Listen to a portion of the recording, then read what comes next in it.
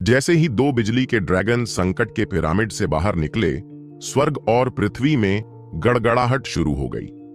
सबसे बुरी बात तो यह थी कि दोनों पावर के दिग्गजों में से एक का दबदबा हो गया और एक और भी मजबूत दबाव नीचे आ गया, जिससे राघव के रोंगटे हो गए। जैसे ही वे विशाल ड्रैगन एक दूसरे के चारों ओर घूमे, एक विनाशकारी आहा ने राघव पर हमला किया। उनकी अभिव्यक्ति पूरी तरह से बदल गई।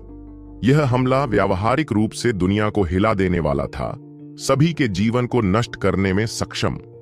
एक भयंकर गर्जना के साथ उसकी आंखों में दो तारे दिखाई देते हैं। उसकी दिव्य अंगूठी उसके पीछे चमकती हुई दिखाई देती है। उसके हाथों में 3 मीटर 100 की बिजली की धार दिखाई दी। इस बार उसने अपनी सारी वज्र शक्ति और ऊर्जा इस ब्लेड में जमा कर दी थी। अब उसके पास खुद को रोक की कोई छूट नहीं थी।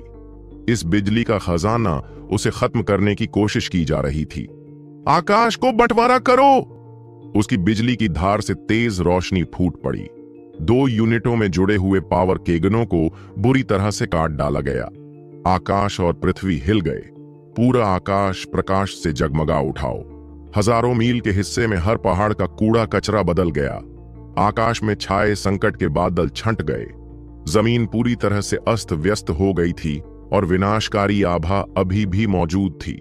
मिट्टी का उदय हुआ और एक जला हुआ काला हाथ पृथ्वी से बाहर निकल आया। राघव ने मुंह में खून उगल दिया और उसके अंगों के कुछ टुकड़े भी तोड़ दिए। उस आखिरी हमलों ने उसे लगभग मार डाला था। अब उसकी मृत्यु कुछ ही कदम की दूरी पर थी। उनका पूरा शरीर जलकर काला हो गया था, क्योंकि उन्होंने आखिरी हमला बहुत भयानक किया था। अचानक ही उसकी सुरक्षा को तोड़ दिया गया। लगभग उसके शरीर को नष्ट कर दिया गया। उनके सबसे अच्छे अंग पहले ही नष्ट हो गए थे और उनका शरीर चीनी मिट्टी के टुकड़े जैसा था। उसकी त्वचा के टुकड़े लगातार जमीन पर गिर रहे थे, जिससे उसका मांस बाहर निकल रहा था। मेरे उपयोगकर्ता बहुत गंभीर हैं, राघव ने अपने अंदर झांका। उसने आखिरी हमला बहुत ही प्रभावशाली तरीके से किया था, यहां तक कि उसकी हड्डियां भी डार्कों से भरी हुई हैं। वह किसी भी क्षण पूरी तरह से गिर सकता था। लेकिन सबसे पहले मुझे यहां से भाग जाना चाहिए। उसके दांत भींचने से उसके आदिम अराजकता स्थान में सभी औषधीय तत्वों को सुखाया गया और एक रासायनिक जीवन ऊर्जा शरीर में उसे शामिल किया गया। हालांकि यह संतुलित जीवन ऊर्जा पेड़ों में नहीं थी, फिर भी यह सुनिश्चित करने के लिए पर्याप्त थी कि वह तुरंत नहीं मरेगा। अपने दांत भींचते हुए वह अपने छोटे आकार के शरीर के साथ दूर लगा। वह जल्द से जल्द वहां से निकल गया ताकि दूसरे लोग उसे न देख सकें। उनके जाने के 1 घंटे बाद ही पवन आत्मा आश्रम के पास बड़ी संख्या में लोग आ गए। वे पड़ोसी संप्रदायों के विशेषज्ञ थे, लेकिन उन्होंने देखा कि पवन आत्मा पैवेलियन की जगह जली हुई जमीन ने ले ली थी। वे सभी दंग रह गए। क्या स्वर्ग ने उन पर दैवी दंड उतारा? उन्होंने कभी यह भी नहीं सोचा कि यह एक साधक का प्रयास और एक टेंडन परिवर्तन नौसिखियों के उत्पीड़न का परिणाम था। जहां तक राघव की बात है, वह शेयरों से निकलने के लिए अपनी आध्यात्मिक शक्ति को अधिकतम सीमा तक बढ़ा रही थी। यदि उसे औषधीय उपकरणों से मिलने वाली जीवन ऊर्जा का समर्थन न मिले, तो इस बार वह मर जाएगा। उनका सबसे अच्छा अंग पूरी तरह से नष्ट हो गया था, इसलिए जोसेफ का भी उस पर कोई असर नहीं हुआ। सबसे अच्छी बात यह थी कि वे उसे जीवित रख सकते थे, हालांकि उसकी गंभीर मशीनरी को ठीक करने का कोई उपाय नहीं था। काफी दूर के बाद ही उसने लिटिल स्नो को बुलाया। उसकी पीठ पर जंप कर वे दूर चले गए। गुप्त क्षेत्र में लड़ाई का कारण बहुत से लोग लिटिल स्नो को पहचानते हैं। अगर उसने किसी शुरुआत में लिटिल स्नो को फोन किया और उसे देखा, तो यह संदेह करना बहुत आसान है कि यह वही है। उनकी आध्यात्मिक शक्ति को बढ़ावा दिया गया और उनकी दिव्य भावना को लगातार 100 मील तक फैलाया गया। वह इतनी भाग्यशाली थीं कि उन्हें किसी विशेषज्ञ से सामना नहीं करना पड़ा। 3 दिन बाद राघव डार्क का फायदा उठाने से पहले मठ में घुस गया।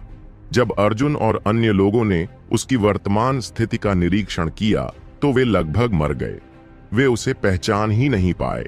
अर्जुन को देखते ही राघव और अधिक देर तक टिक नहीं सका और भ्रमित हो गया। इन 3 दिनों में राघव ने लगातार खुद को आगे बढ़ने के लिए प्रेरित किया।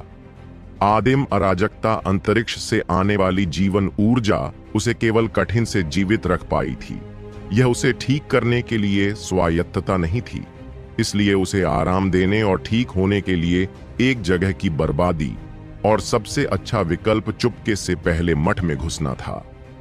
अर्जुन और बाकी लोगों को अभी तक पता नहीं चला कि क्या हुआ था, लेकिन राघव ने अपना सब्जेक्ट गुप्त भंडार कहा था, इसलिए वे उसे जल्दी से अपने कमरे में ले गए और उसके सामने आने वाले किसी भी शिष्य को चेतावनी दी गई कि वे अपना मुंह बंद रखें। यहां तक कि रामानंद भी राघव की वर्तमान स्थिति देखकर डर गया। उसकी बिल्कुल भयानक बात, उसका पूरा शरीर जलकर काला पड़ गया था और उसके शरीर का मांस लगभग टूट गया था। नेहा इतना डर गया कि वह रो पड़ा। अर्जुन और बाकी लोगों को समझ नहीं आ रहा था कि क्या कहा जा रहा है। उन्होंने पहली बार राघव में इतने नवीनतम चित्र देखे थे। यह किया? मनोज ने दांत पीसते हुए पूछा। कोई पागलपन भरा विचार मत लाओ। उसके शरीर पर जो विनाशकारी आभा है वह कोई इंसान पैदा नहीं हो सकता। रामानंद ने तुरंत राघव की स्थिति से कुछ सुराग देखे। अंततः केवल वह और महेंद्र ही जानते थे कि सेतुपति एक डायवर्जेंट थी। हालांकि उसने कभी नहीं सोचा था कि राघव इतनी जल्दी बिजली की चपेट में आ जाएगी। उन्होंने इस बात से अनजान कहा था कि यह राघव के लिए पहला क्लैश नहीं था, बल्कि तीसरा था। साधारण लोगों को आकाशीय क्लेश के बपतिस्मा से केवल साधारण एशिया होगा जब वे जियानेटियन क्षेत्र में प्रवेश करेंगे। उन्होंने अपने हॉटियन क्यू को जियानेटियन क्यू में बदल दिया का बपतिस्मा लिया। किन्वाडेंटियों के अनुसार मेरिडियन प्रमुख क्षेत्र में समय डायवर्जेंट को बिजली की मार झेलनी कंपनी में प्रवेश दें। स्वर्ग चाहता था कि वे जियानेटियन क्षेत्र में सेन से पहले ही मर जाएं। केवल अस्थि निर्माण क्षेत्र के लिए लंबी श्रृंखला को बिजली के अभियान से जोड़ा गया, जिसने रामानंद की समझ को खत्म कर दिया। संप्रदाय नेता, क्या बॉस ठीक होगा? अर्जुन ने चिंतित होकर पूछा। चिंता मत करो, उसके शरीर में अभी भी जीवन शक्ति का एक हिस्सा है। हालांकि उसके बाहरी घटक बहुत गंभीर हैं। बिजली, खांसी उसकी विशाल शक्ति नहीं है और इसलिए वह अपने शरीर की उपचार क्षमता को सक्रिय करने में असमर्थ है। मैं उसके भौतिक शरीर के भीतर जीवन ऊर्जा को सक्रिय करने में उसकी मदद के लिए जियानेटियन शक्ति का उपयोग करता हूं, रामानंद ने कहा। यह देखकर सभी को राहत मिली। रामानंद को लंबी श्रृंखला को ठीक करने की अनुमति देने के लिए सभी वे पीछे हट गए। उनके चले जाने के बाद रामानंद की अभिव्यक्ति अतुल्य रूप से गंभीर हो गई। सच में राघव के शरीर में डिस्ट्रक्टिव आहा कुछ ऐसी थी जिसने उसे भी कांपने पर मजबूर कर दिया था। यह एक ऐसी श्रद्धा थी जो उसकी आत्मा की गहराई से आई थी। क्या यह वह अवसर है जो स्वर्ग ने मुझे दिया है? रामानंद ने उत्सुकता पर लेते हुए राघव को देखते खुद हुए से कहा। उसका अविश्वसनीय रूप से गंभीर मामला था और हालांकि वह अभी भी जीवित था, डिस्ट्रक्टिव आहा कांस्टेंट उसके शरीर को नष्ट कर रहा था, जिससे वह ठीक नहीं हो पा रहा था। उस समय राघव ने बिजली के संकट को कम करके अदा किया था, या शायद यह कहा जाता है कि वह बिजली के संकट की विनाशकारी आहा को कम करके आधा था। अगर यह जारी हो रहा है तो इससे पहले कि वह इससे मर जाए बहुत समय नहीं लगेगा। ऐसी ऊर्जा सेतुपति की सीमा को पार किया गया था। यही वजह थी कि जब राघव को इस समस्या का पता चला तो वह सबसे पहले मेट में भाग लिया था। वह जानता था कि रामानंद में उसे बचाने की क्षमता है। रामानंद की जियानेटियन शक्ति और उसकी तलवारें दांव इच्छा के साथ वह अपने शरीर के अंदर शेष विनाशकारी आहा को बाहर खींचने में सक्षम होना चाहिए। हालांकि रामानंद अब हिलचा रहा था। जैसा कि चेन ने अनुमान लगाया था, उन्होंने लॉन्ग का चित्रण नहीं किया। इसके बजाय उसने अपना हाथ हिलाया, अपनी जियानेटियन शक्ति और इच्छा शक्ति से विनाशकारी आभा को हिलाया। उस विनाशकारी आहा में केवल विनाश की इच्छा थी। रामानंद की तलवार दांव इच्छा वास्तव में उसे भड़का रही थी। अचानक उस पर जोरदार हमला, लगभग सहज रूप में उनके तलवार दांव ने विध्वंसक आहा के विध्वंस को रोकने के लिए एक शक्तिशाली रक्षा मोर्चा बनाया। रामानंद के चेहरे पर एक जटिल भाव था, क्योंकि वह एक कठिन समस्या पर विचार कर रही थी। अंत में उसने अपने दांत भींचे और अपने बचाव के तरीके को बहाल किया, जिससे उस विनाशकारी इच्छा को उसके दिमाग पर हमला करने का मौका मिला। वह एसेटॉमी शुरुआत पर गिर गया। अब जबकि रामानंद ने राघव पर हमला करने वाली डिस्ट्रक्टिव आहा को ले लिया था, राघव के शरीर की सहज उपचार क्षमताएं सक्रिय हो गईं। कुछ समय बाद रामानंद ने अपनी अजनवीन सेक्स ली। मैं अभी भी जीवित हूं, लगता है मैंने जुआ जीत लिया है। वह छोटी सी मुस्कुराया और खड़ी हो गई। उसने राघव की तरफ देखा और पाया कि उसकी काली त्वचा का एक हिस्सा पहले ही चुका दिया गया था और उसके नीचे नई त्वचा दिखाई दे रही थी। आश्चर्यजनक रूप से राघव के शरीर में अपार जीवन शक्ति थी, जो एक जादुई जानवर से भी ज्यादा भयानक थी। कितना भयानक भौतिक शरीर है! यह भौतिक शरीर पहले से ही एक जियांटियन विशेषज्ञ के स्तर का है। रामानंद चौंकने से खुद को रोक नहीं सका, क्योंकि उसने राघव की एक भुजा का आकलन किया था। किन्वडेंटियों के अनुसार डाइवर्जेंट को विनाशकारी बिजली के संकटों का सामना करना पड़ा और अंततः वे किसी एक के कारण मर गए। लेकिन एक बार जब वे बिजली के संकट से घिर गए, तो उनका लाभ अन्य लोगों की तुलना में भी अधिक हो गया। राघव का वर्तमान भयानक भौतिक शरीर अच्छा प्रमाण था। जब तक रामानंद रूम से बाहर निकला, नेहा, सीमा और अन्य सभी उत्सुकता से इंतजार कर रहे थे। उन्होंने छोटी सी मुस्कुराहट दी, उनका चित्रण किया और कहा कि वे अंदर जा सकते हैं। वे खुशी से देखने के लिए अंदर आए। उन्होंने देखा कि सेतुपति शांति से इतनी लग रही थी। वह खर्राटे ले रहा था। उसका दिल जोर जोर से धड़क रहा था।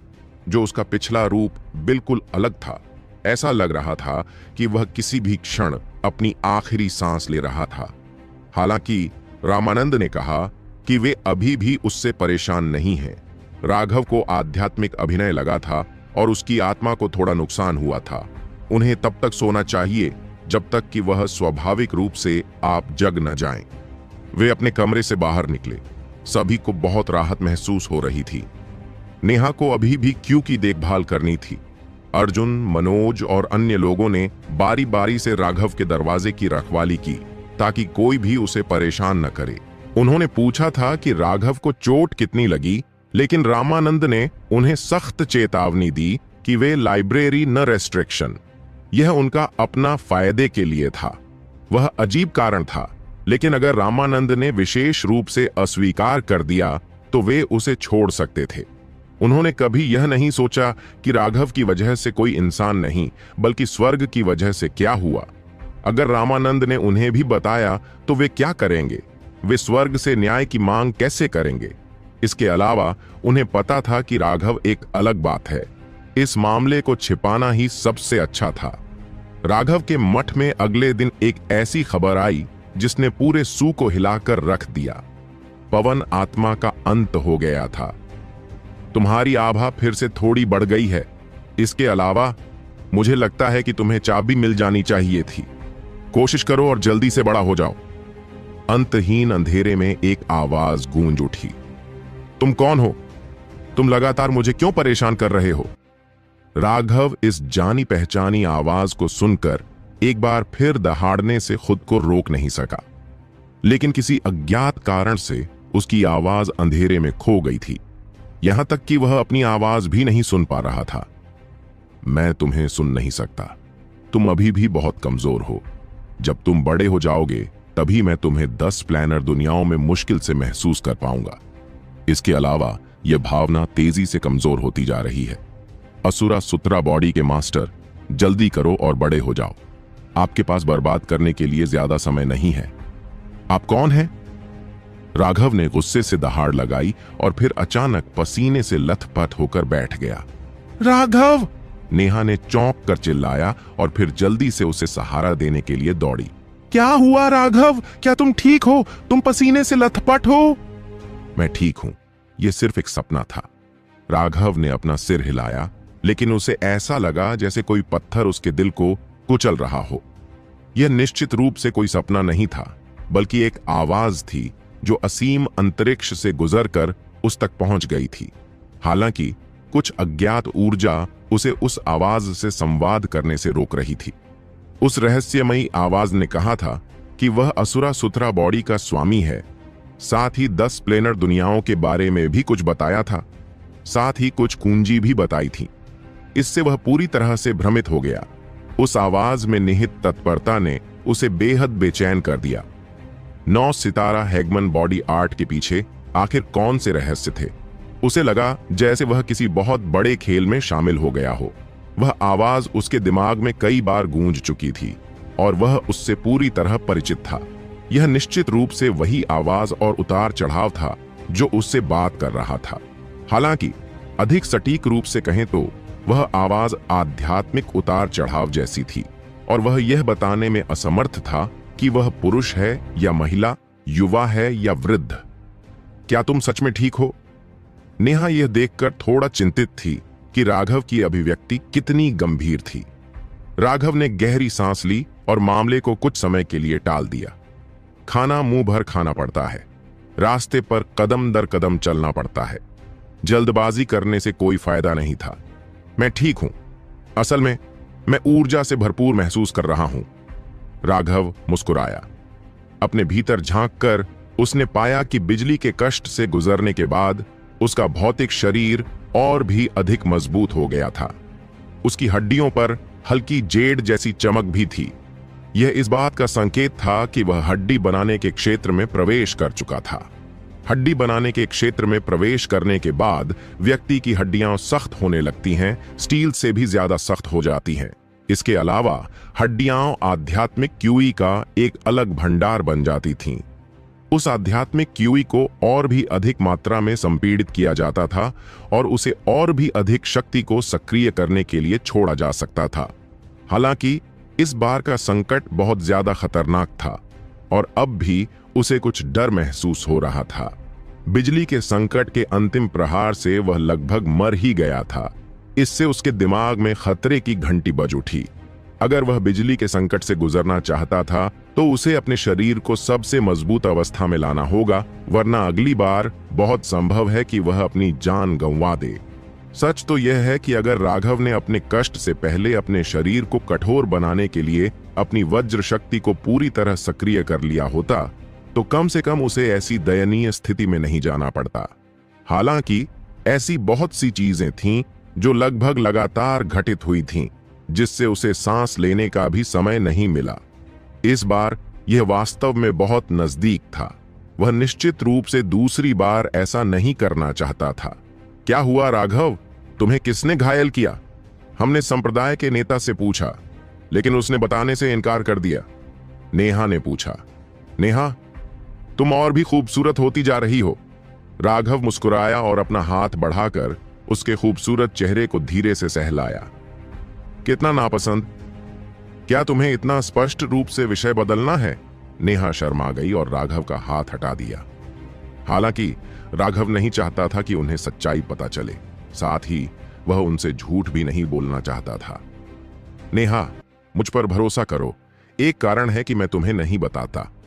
हम में से कौन तुम पर भरोसा नहीं करता? 1 मिनट रुको, मैं तुम्हारा चेहरा धोने में तुम्हारी मदद करती हूं। तुम अब भी गंदे हो, नेहा ने हंसते हुए कहा और राघव के चेहरे को धीरे से पोंछने के लिए एक वॉश क्लॉथ लाया। राघव ने नेहा का ध्यान पाकर खुशी मनाई। उसका दिल गर्मजोशी से भर गया। वह मुस्कुराया। तुम किस बात पर मुस्कुरा रहे हो? अपना चेहरा 2 बार पोंछने के बाद नेहा धोने का कपड़ा साफ करने चली गई और उस अवसर का फायदा उठाकर उससे पूछा कि वह इतनी शरारती मुस्कान क्यों दे रहा है। अगर मैं तुम्हें बताऊं तो क्या मुझे पीटा जाएगा? राघव ने पूछा। मैं तुम्हें क्यों मारूंगा? बताओ मुझे। मुझे आज ऐसा लग रहा है तुम सच में एक औरत की तरह हो। अय्या। जैसे ही उसने यह कहा, उसके चेहरे पर एक वॉशक्लॉथ गिर गया। नेहा ने डांटा, तो तुम कह रहे हो कि मैं पहले एक औरत की तरह नहीं थी? ठीक है, तो तुम खुद को साफ कर सकते हो।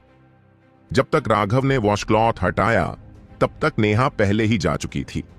राघव मुस्कुराए बिना नहीं रह सका।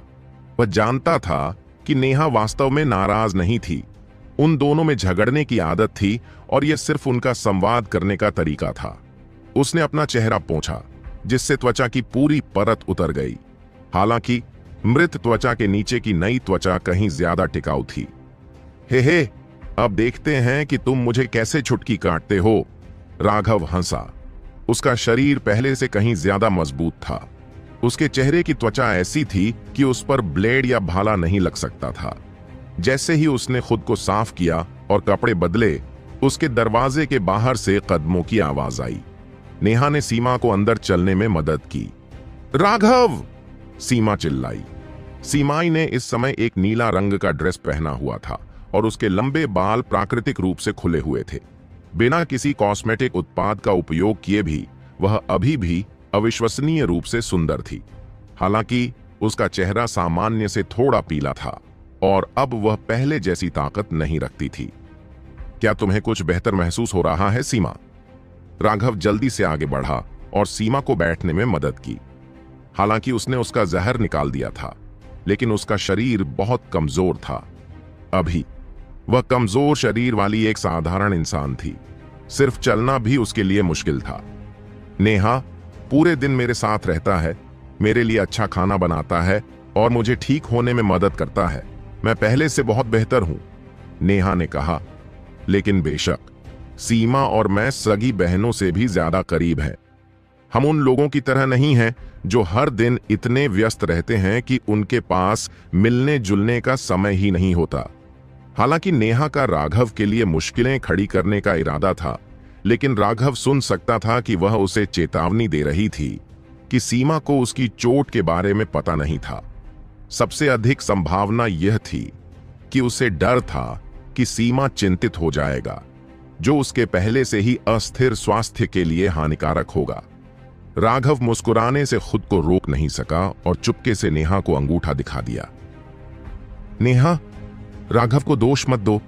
आखिरकार उसके पास संभालने के लिए बहुत सारी चीजें हैं, जिनमें से कई हम सभी के लिए हैं। उसके लिए यह आसान नहीं है। सीमा ने मुस्कुराते हुए राघव को दोष मुक्त किया। राघव भावुक हो गया। सीमा का दिल वाकई सोने जैसा था। वह हमेशा दूसरों के बारे में सोचती रहती थी। वह वाकई बहुत दयालु थी। हालांकि राघव ने पवन आत्मा मंडप को नष्ट करने की बात को अपने तक ही सीमित रखने का फैसला किया। वह निश्चित रूप से नहीं चाहता था कि उसे यह पता चले, या उसके चरित्र के कारण वह थोड़ा दोषी महसूस कर सकती थी। वैसे भी किसी ने भी उसे ऐसा करते नहीं देखा था और उसे लगा कि उसने कोई ठोस सबूत नहीं छोड़ा है। खुद के अलावा जिसने भी इसे देखा था वह अब दूसरी दुनिया में था। जहां तक खुद का सवाल है, वह कुछ भी स्वीकार करने से इनकार कर देगा, चाहे कुछ भी हो।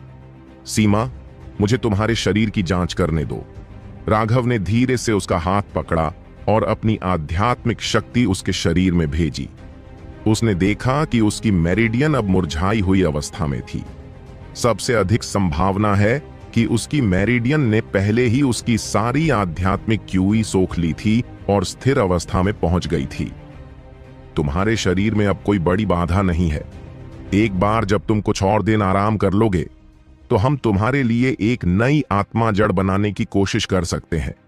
उस समय तुम निश्चित रूप से पहले से 10 गुना अधिक मजबूत होगे, राघव ने आत्मविश्वास से कहा। यह सुनकर दोनों बहनें बहुत खुश हुईं।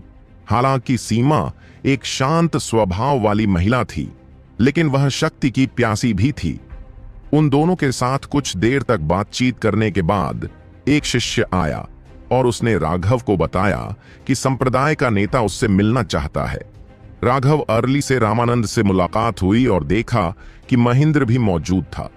उन्होंने तुरंत रामानंद को धन्यवाद देते हुए कहा, संप्रदाय के नेता, आपकी परेशानी के लिए धन्यवाद। यदि आप ऐसा नहीं करते हैं तो मैं पहले ही मर चुका हूं। आओ और बैठो, रामानंद मुस्कुराया। राघव बैठ गई।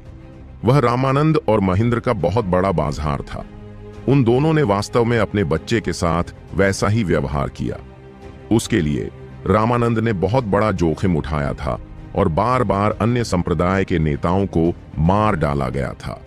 जहां तक महेंद्र का सवाल है, हालांकि वह केवल मेरिडियन प्रमुख क्षेत्र में था जब आपदा आई थी, फिर भी वह आया था, अध्ययन को साथ लेकर, जो जीना और मरना चाहता था। उस तरह की वीरता असल में शैतान रूप से दिल को छूने वाली थी। छोटे दोस्त, इस बार तुम बर्बाद हो गए थे। पवन सॉल्यूशन पैवेलियन का विनाश, अब तक जो कुछ भी हुआ है वह बिल्कुल अलग पैमाने पर है। रामानंद ने अपना सिर हिलाया और राघव को देखा। आप संप्रदाय के नेताओं के बारे में किस बारे में बात कर रहे हैं? मुझे समझ नहीं आ रहा है। सेतुपति को स्वाभाविक रूप से स्वीकार नहीं करना चाहिए। वह हमेशा ऐसे व्यक्ति थे जो अच्छा काम करते थे लेकिन अपना नाम नहीं देते थे। कोई बात नहीं, इस दुनिया में बस महेंद्र और मैं ही नकली रहस्यों के बारे में बहुत जानता हूं। हालांकि चिंता करने की आदत नहीं है, क्योंकि हम निश्चित रूप से उन्हें गुप्त रूप से रखने में मदद करेंगे। इसके अलावा यह सुनिश्चित करें कि आप अपने कष्टों के बारे में किसी को न बताएं। इससे वे फंस जाएंगे और भविष्य में उनके कष्ट और भी कठिन हो जाएंगे। आपको सावधान रहना होगा, रामानंद ने चेतावनी दी। राघव का दिल कांप उठा। रामानंद वास्तव में उसके क्लेश के बारे में पता चला था और उसके लहजे से ऐसा लग रहा था कि उसे कुछ और बातें भी पता चली थीं। हालांकि यह देखकर कि रामानंद किंतु नामांकित से पेश आ रहा था, सेतुपति ने नामांकित से सिरया। रामानंद ने उसे चेतावनी दी थी कि वह दस्तावेजों को अपने से बहुत ही रहस्य पहचानता है, अन्यथा इससे कर्म की शक्ति जागृत होगी और जब वे कष्टों से पीड़ित होंगे तो उनकी मृत्यु होने की संभावना बहुत अधिक होगी। इसके अलावा वह स्पष्ट रूप से उस मामले पर केवल हस्ताक्षर देने में अक्षम था। स्वर्ग किसी भी स्वर्गीय दांव से संबंधित मामलों के बारे में बात नहीं की जाएगी। जो कोई भी उस नियम को तोड़ता है वह संभावित रूप से खुद को शास्त्रीय दंड पर प्रदर्शित करता है। इससे पहले रामानंद ने बस डाइवर्जेंट शब्द ही कहा था, लेकिन तुरंत ही वह स्वर्गीय घटनाओं से घायल हो गया। इसके अलावा उस समय वह केवल प्रारंभिक ज्ञानतीयन क्षेत्र में था और वह देर से दांव से अधिक अलग अलग था। लेकिन अब जब वह मध्य ज्ञानटीयन क्षेत्र में प्रवेश कर चुका था तो स्वर्गीय दांव उसे और अधिक आसानी से भांप कर सकता था और यदि उसने फिर से कहा तो उसे तुरंत मार दिया जा सकता था। आज मैंने तुम दोनों को बुलाया है क्योंकि मुझे कुछ बातें बताई हैं। मैं यहां से जाने वाला हूं, रामानंद ने कहा। तुम जा रहे हो? शौक कर महेंद्र ने पूछा। तुम कहां जा रहे हो? यहां तक कि राघव भी हैरान कर देने वाली थी। रामानंद ने कहा कि वह जा रही है। उन्होंने यह नहीं कहा कि वह कुछ समय के लिए जा रहे हैं। दूसरे शब्दों में, इस बार मुझे स्वर्ग को चुनौती देने वाला एक ऐसा अवसर मिला है जिसने मुझे तलवार दांव के बारे में अन्य प्रकार के बारे में बताया है। मैं दुनिया में जाना चाहता हूं और देखना चाहता हूं कि अपनी तलवार दांव को शिखर तक पहुंचा सकूं या नहीं। रामानंद मुस्कुराया। तुम कब तक चलोगे? महेंद्र ने पूछा। मैं अपने जीवन के बाकी समय में इसी लक्ष्य को प्राप्त करने का प्रयास करूंगा। यदि मैं उस स्तर तक नहीं पहुंच पाता तो मेरे इस जीवन का कोई अर्थ नहीं रह जाएगा, रामानंद ने नामांकित से कहा। उन्होंने अपने जीवन का पहला आधा भाग अपने मठ को समर्पित किया था। अब उनके लिए अपनी तलवारें दांव के लिए जीन का समय आ गया था।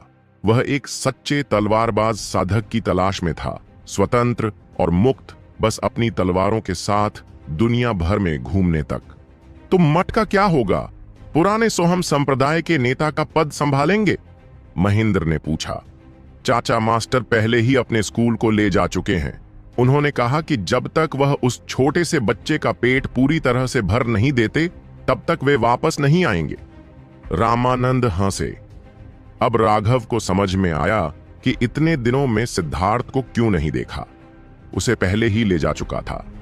सबसे अधिक संभावना यह है कि सोहम ने भी अपना संकल्प मजबूत करने और अपने शिक्षा पर पूरी तरह से ध्यान केंद्रित करने का निर्णय लिया था। अभी जंगली उसका पूरा ध्यान बन चुका था। वह सिद्धार्थ को एक सर्वोच्च विशेषज्ञ के रूप में विकसित करना चाहते थे और परिणाम स्वरूप उन्होंने अपना फोर्स भी छोड़ दिया। यह देखा गया कि सोहम निश्चित रूप से दृढ़ थे। अब जब हम चले हैं तो केवल आप महेंद्र ही संप्रदाय के नेता हो सकते हैं, रामानंद ने कहा। मैं? यह कैसे संभव हो सकता है? महेंद्र चौंकने से खुद को नहीं रोक सका। वह अभी भी मेरिडियन प्रमुख क्षेत्र के शिखर पर था। ज़ियानटियन क्षेत्र में कदम रखे बिना वह संप्रदाय के नेता का पद कैसे ले सकते थे? पहले मठ के संप्रदाय नेता का पद तो दूर की बात है। तू सच है, तुम सीधे सादे और ईमानदार हो, अच्छे और ईमानदार हो। अपने चरित्र के साथ तुम निश्चित रूप से यह पद ले सकते हो। इसके अलावा आपको कोई दबाव महसूस नहीं होगा। जब तक हमारी पहली मेट में लंबी श्रृंखला है, तब तक मेट के रूप में हमारी स्थिति को हिलाया नहीं जा सकता। भविष्य में जब राघव चले जाएंगे तो पहला चरित्र रूप से बेकार हो जाएगा और पैड छीन लिया जाएगा। इसका मतलब यह है कि उस पैड के साथ हमारा भाग्य समाप्त हो गया है और इसके लिए लड़ाई की कोई छूट नहीं है। पहले स्थान पर हमेशा एक ही व्यक्ति का सांख्यिकी नहीं हो सकता है। चक्राकार चमकती रहती है और गिरती रहती है, लेकिन यही बात जीवन को दिलचस्प बनाती है। रामानंद ने गहराई से कहा। हाँ, संप्रदाय के नेता, मैं समझ गया, महेंद्र ने सम्मानपूर्वक कहा। रामानंद ने उसे बताया कि चक्र की स्वर्गीय दांव का उलटा नहीं हो सकता। उदाहरण के लिए वे कॉन्स्टेंटाइन 108वें स्थान पर थे, लेकिन जैसे ही राघव शामिल हुई सब कुछ बदल गया। कट्टरपंथियों का सामना करने के बाद धार्मिक और विनाशकारी गठबंधनों ने ही क्रांतिकारियों को कुचल दिया। पूरे रास्ते में उन्होंने मृतकों के ढेरों को पार किया और उन्हें उनकी वर्तमान स्थिति में ला दिया। समय बदल गया है। जिन लोगों ने एक लंबी श्रृंखला बनाई जहां वे सभी बेहद बेकार स्थिति में पहुंच गए। रामानंद महेंद्र को निर्देश देने के लिए राघव का उदाहरण दे रहे थे। जो चीज आपकी किस्मत में लिखी है उसे कोई छीन नहीं सकता। जो चीज आपकी किस्मत में नहीं लिखी है आप उसकी कोई भी कीमत हासिल नहीं कर सकते, और अगर आप कोशिश भी करेंगे तो आप अपनी जान पहचान ही दम लेंगे। ये स्वर्गीय दांव के अदृश्य नियम थे। रामानंद को महेंद्र की बहुत परवाह थी और वह नहीं चाहता था कि वह वही काम करे जो की थी। वह बहुत अधिक जुनूनी हो गया था और कंकाल की तीक्ष्णता में गिर गया था। राघव, मुझे पता है कि यह मठ निशान सीमा नहीं होगी। शायद एक दिन ऐसा आएगा जब हम एक दूसरे को फिर से देखेंगे। उस समय मुझे विश्वास है कि अब भी से तुम कहीं ज्यादा स्टार होगे और कहीं ज्यादा गाली। रामानंद ने राघव के कंधे पर थपथपाया। बिछड़ने का एहसास हमेशा के लिए होता रहा। राघव असल में इतना ही कह पाता था, अपना निजी रखें, संप्रदाय के नेता। रामानंद मुस्कुराया और फिर चला गया। राघव और महेंद्र ने कोई हरकत नहीं की। वे दोनों जानते थे कि लिंग यूं जी नहीं फिरेगा कि किसी ने उसे बाहर भेजा था। आज के बाद से उस पर कोई बंधन नहीं रहेगा। वह पूरी तरह से आजाद होगी। अगले दिन महेंद्र के संप्रदाय नेता के पद पर अचरज की खबर पूरे मठ में फैल गई। पूरे इतिहास में केवल जाइंटियन विशेषज्ञ के पास संप्रदाय के नेताओं की योग्यता थी। तुफांग केवल मेरिडियन उद्घाटन क्षेत्र में था, लेकिन प्रत्येक मठ को अपने संप्रदाय का नेता नियुक्त करने का अधिकार था। अगर उन्हें लगता है कि उनके पास पर्याप्त विश्वसनीयता नहीं है तो वे सुपर मठ से मदद मांग सकते हैं और सुपर मठ से उन्हें संप्रदाय के नेताओं का पद लेने के लिए एक ज़ियानटियन विशेषज्ञ भेजा जा सकता है। महेंद्र के संप्रदाय के नेता बनने के अलावा रामानंद के तलवार दांव की खोज के लिए संपर्क की खबर भी मिली। इससे अनगिनत लोग अचंभित रह गए। अब रामानंद चला गया था और सोहम अपने आश्रम पर ले गई थी। पूरे पहले मठ में एक भी ज़ियानटियन विशेषज्ञ नहीं था। इस कारण बड़े पैमाने पर लोगों में लालच का जन्म हुआ। सुपरमत से कई ज़ियानटियन विशेषज्ञों ने पहले मठ के संप्रदाय के नेताओं का पद लेने के लिए आवेदन किया था। उन सभी आवेदनों को तुरंत खारिज कर दिया गया। कारण, राघव ने कहा कि पहले मठ को किसी विशेषज्ञ की सहायता की आवश्यकता नहीं थी, क्योंकि वे पहले से ही काफी मजबूत थे। इससे वे विचार तुरंत समाप्त हो गए। उन लोगों ने सोचा कि कैसे राघव ने अकेले ही 2 ज़ियानटियन विशेषज्ञों को मार डाला था। इससे वे सभी चुप हो गए। एक बार जब यह मामला सामने आया तो राघव ने नेहा को अपनी और सीमा की सुरक्षा में मदद करने के लिए कहा। वर्तमान में उनका माथा सीमा के निशान से सटा हुआ था। सीमा पूरी तरह से लाल हो गया था क्योंकि यह स्थिति बहुत अंतर्मुखी थी। राघव को अचानक से बनाया गया और उसकी छोटी सी झलक दिखाई गई। जिसमें उसे डांटने से खुद को रोक नहीं पाई। तुम किस बात पर मुस्कुरा रहे हो? वह हंसा। जब मैं एक जेड सुंदरी का फायदा उठा रहा था तब नेहा का हमारी रक्षा करना थोड़ा अजीब लगता है। तुम्हारा का मतलब क्या है? एक जेड नेवेलू का फायदा उठाना किस तरह की बात है? सीमा ने राघव के सिर पर गामा मारा, जिससे वह और भी लाल हो गए। ठीक है, अब जब तुम्हें इतना डर नहीं लगता तो हम शुरू कर सकते हैं। चिंता मत करो, मैं सब संभल जाऊंगा। सेतुपति ने उसे ऑन प्रोटेक्ट मेडिकल बनाया था क्योंकि उसने देखा था कि वह बहुत चिंतित थी। मैं अभी शुरू करता हूं। ऐसा देखने के बाद उनके मन समुद्र में उनकी आध्यात्मिक शक्ति तेजी से घूमने लगी। ऐसा अनोखा हो रहा था जैसे क्रोधित समुद्र हो। वह लगातार अपनी आध्यात्मिक शक्ति का निर्माण करते रहे। उसे आध्यात्मिक बीज को मिश्रित करने की आवश्यकता थी। यदि आध्यात्मिक शक्ति एक पेड़ थी तो आध्यात्मिक बीज को लेकर उस पेड़ की थानियों से प्रयोजन जैसा था। फिर उसने उस ताहनी को डिजायर में क्यू में प्रत्यारोपित कर दिया। आध्यात्मिक बीज का संगठन करना कठिन नहीं था। हालांकि उनमें से एक को एकजुट करने के बाद भी उन्होंने उन्हें त्याग दिया क्योंकि वे आध्यात्मिक बीज समर्थन मजबूत नहीं थे। लंबी श्रृंखला में क्यू के लिए सबसे मजबूत आध्यात्मिक बीज चाहिए था। यही उसके भविष्य की साधना का आधार होगा। आध्यात्मिक उद्बोधन। आध्यात्मिक बीज की ताकत से यह कहना बहुत आसान था। एक साधारण आध्यात्मिक बीज एक व्यक्ति की आध्यात्मिक शक्ति का 1000वां से 3000वां भाग ले जाता है। हालांकि आध्यात्मिक बीज की गुणवत्ता उस व्यक्ति के कौशल और आत्मा ऊर्जा पर आधारित थी जिसे संगठित किया गया था। सेतुपति ने कई आध्यात्मिक चमत्कारों का संघीकरण भी किया था जो उनकी आध्यात्मिक शक्ति का 8000वां हिस्सा ले चुके थे, लेकिन फिर भी उन्होंने उन्हें त्याग दिया। जैसे ही लंबी श्रृंखला अधीर होने लगी, उसकी आध्यात्मिक शक्ति अचानक बढ़ गई और उसके मन सागर में एक विशाल आध्यात्मिक बीज प्रकट हुआ। राघव, मत करो! सीमा चिल्लाई। हाल मत मचाओ, शांत रहो। ठीक इसी तरह उसने उस विशाल आध्यात्मिक बीज को क्यू के मन सागर में डाल दिया। राघव! सीमा खुद को परेशान करने से रोक पाई नहीं और उसके फूल भी डाल दिए। उस विशाल आध्यात्मिक बीज में उनकी आध्यात्मिक शक्ति का पूरा 10वां हिस्सा शामिल था। जैसे ही उसने आध्यात्मिक बीज राघव के मन सागर से बाहर निकाला, उसने अपने दांतों को भींच लिया और दर्द भरी कराह को दबा दिया। उसकी नसें फूल निकलीं और उसका शरीर जोर से कांप उठाया। वह वास्तव में अपनी आत्मा के एक भाग को विभाजित कर रहा था और उसे अपनी आत्मा के आघात का दर्द सहना पड़ा। हालांकि वह बहुत पहले से तैयार थी, फिर भी वह अपनी चीख को रोक नहीं पाई।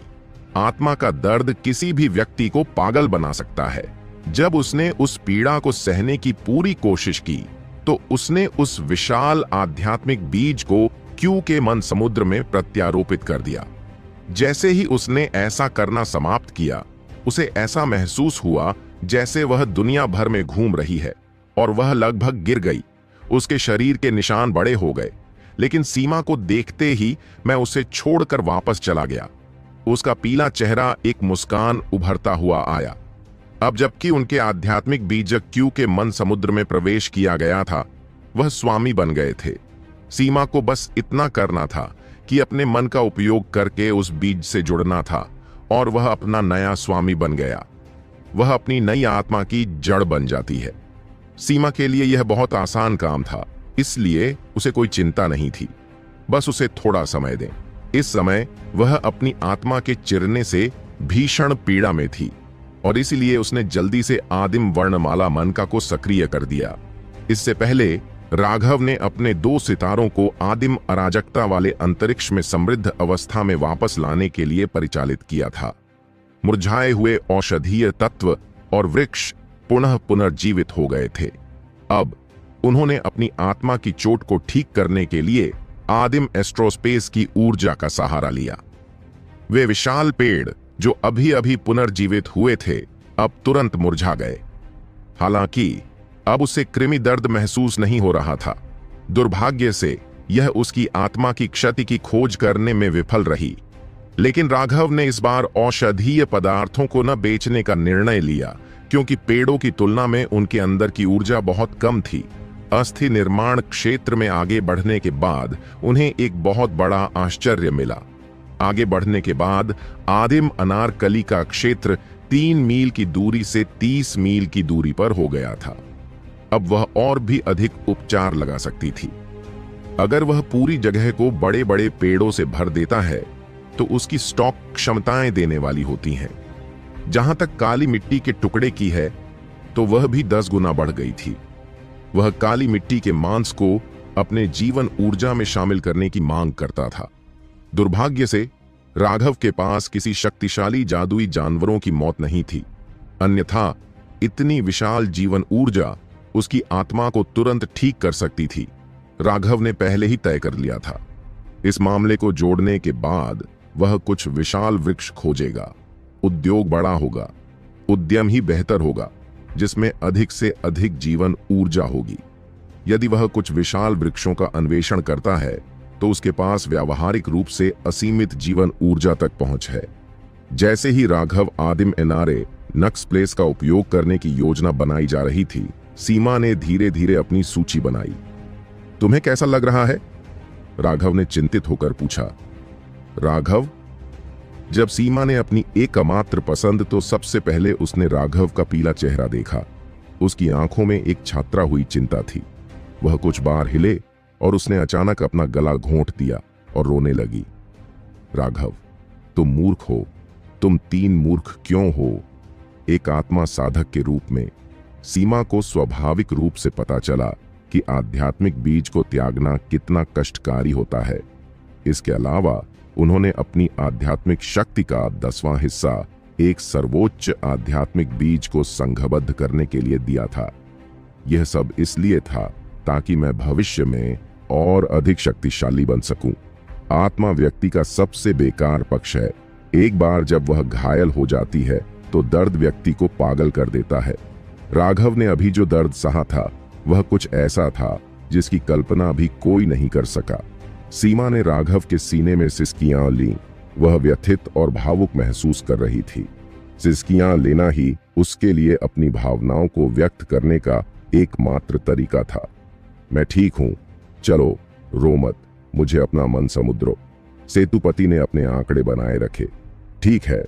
सीमा ने उसके लिए अपना मन सागर खोल दिया, जिससे उसे पता चला कि वर्तमान में मन सागर अत्यंत सक्रिय अवस्था में था। आपने मेरे लिए जो नई आध्यात्मिक शक्ति बनाई है वह वर्तमान में मेरी पुरानी आध्यात्मिक शक्ति को खा रही है। एक बार जब वह पूरी तरह से खा लेगी तो मैं नई आध्यात्मिक शक्ति को संगठित करने में सक्षम हो जाऊंगा, सीमा ने कहा। पवन आत्मा पैवेलियन मास्टर बहुत ही कपटी था। उसने सीमा की आध्यात्मिक शक्ति को तो छोड़ दिया था, लेकिन उसकी आत्मा की जड़ को नष्ट कर दिया था, जिससे वह अपनी आध्यात्मिक शक्ति के उपयोग में अशक्त हो गई थी। राघव ने उसे जो आध्यात्मिक बीज दिया था वह अपने मन समुद्र में प्रतिष्ठित हो गया था और उसका नया शासक बन गया था।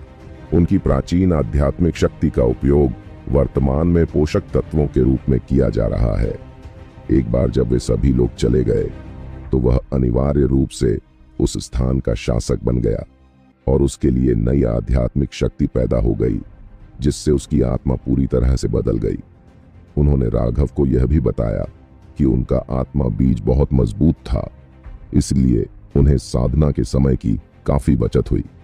मूल रूप से आध्यात्मिक बीज बोना कोई बहुत दुर्लभ बात नहीं थी, लेकिन जो भी अपनी आध्यात्मिक शक्ति का थोड़ा सा भी अंशदान करने को तैयार होता है वह पहले से ही एक बहुत बड़ा बलिदान कर रहा होता है।